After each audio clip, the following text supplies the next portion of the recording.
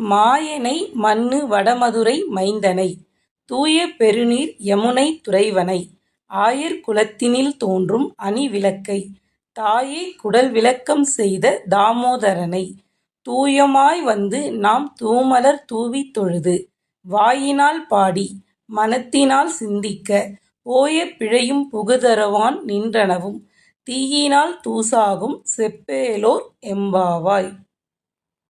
வியப்புக்குரிய செயல்களைச் செய்பவனும் பகவானும் மதுராபுரியில் அவதரித்தவனும் பெருகியோடும் தூய்மையான நீரைக் கொண்ட யமுனை நதிக்கரையில் விளையாடி மகிழ்ந்தவனும், ஆயர் குலத்தில் பிறந்த அழகிய விளக்கு போன்றவனும், தேவகி தாயாரின் வயிற்றுக்குப் பெருமை அளித்தவனும், இவனது சேஷ்டை பொறுக்காத யசோதை தாய் இடுப்பில் கயிற்றைக் கட்ட அது அழுத்தியதால் ஏற்பட்ட தழும்பை உடையவனும் ஆன எங்கள் கண்ணனை நாங்கள் தூய்மையாக நீராடி மனம் வீசும் மலர்களுடன் காண புறப்படுவோம்.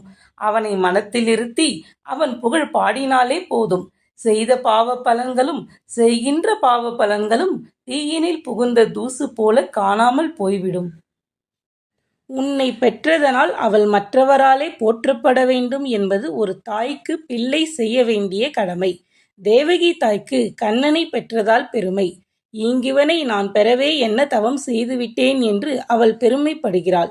குழந்தைகள் பெற்றவர்களுக்கு நல்ல பெயர் வாங்கி தர வேண்டும் என்பது இதன் உட்கருத்து.